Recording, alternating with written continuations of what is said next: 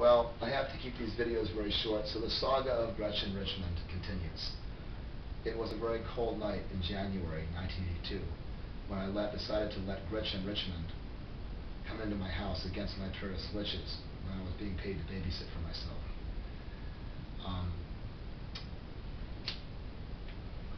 These are my stories about the first girl I fell in love with. I let her in my bedroom. I was watching The Shining, and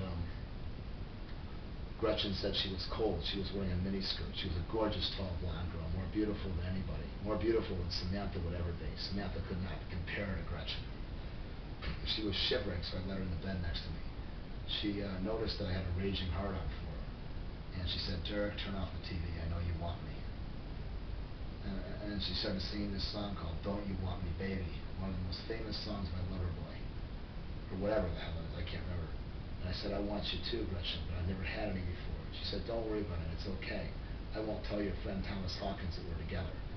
She said, "When do your parents get home?" I said, "I think about 2 o'clock. Well, this was a horrible mistake on my part, because I didn't know that my parents were going to be home about 12:30. They thought, they had a sign on their refrigerator that said, "No Gretchen." It means I wasn't allowed to let Gretchen in my house when they weren't there. Well, things were all good. The lights were off in our bedroom. The TV was turned off. She took off her clothes. She was totally naked, and I took off my clothes. We were under the covers. I had never done it with a girl before. I never made it with a girl before, and she was more beautiful than anything.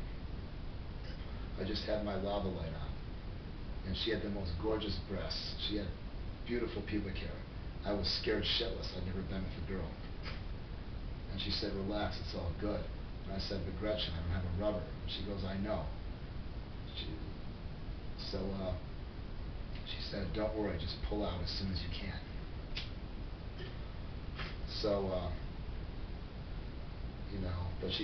But then she says, "Well, Derek, I know you can't hold back." So she put a rubber on me for me. She said, "Just put this on. I don't want to get pregnant because of you." You know what I'm saying? So I put it on. I was scared that I wouldn't have any sensation, but Gretchen said, "Trust me, it's okay. I want you so badly." I said, "I want you too, Gretchen." But Gretchen was always a tomboy, and Gretchen said, "Just remember, I'm bigger than you. I'm stronger than you. I could kick your ass if I wanted to. I'm going to be in control here because I'm bigger than you." And I said, "What do you mean?" She said, "You see what?" She said, "Well, I want to ride you. I want to jump your bone." And she said, "Don't resist, or I'll beat you up."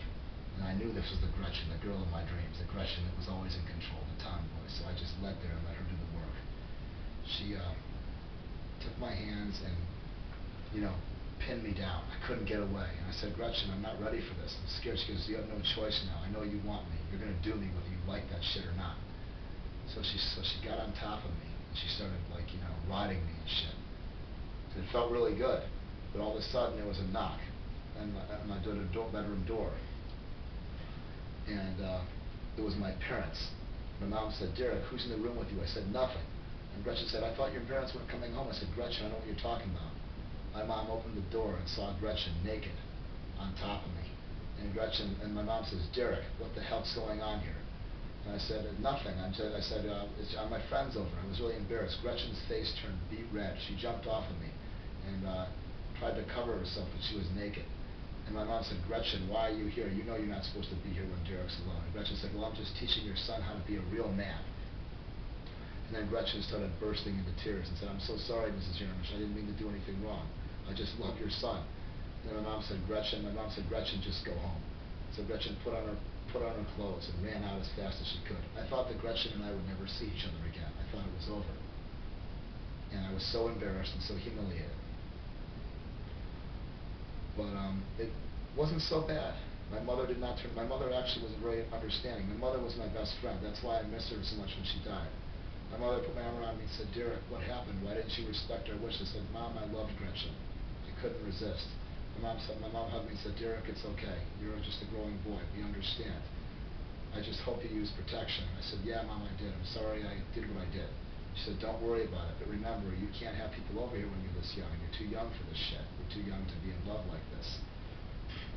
And I thought I would be grounded. I thought I'd lose. I said, "You're not taking my big screen TV." She said, "No, Derek, you and I have to have a talk tomorrow.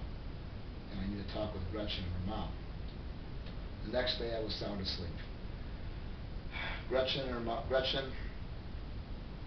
Gretchen's mom and my mom were best friends. I was sound asleep, and Gretchen's mom was over, and I heard them talking in the downstairs in the front porch. I don't know what they were talking about, but I just heard her mom telling my mom what had happened, and I heard her mom saying, well, I heard my mom saying to Gretchen's mom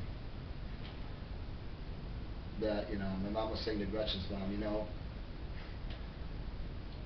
that she was shocked by what had happened. And Gretchen's mom said, well, Gretchen's kind of too old for Derek, but Gretchen really has a crush on Derek, and what should we do about it?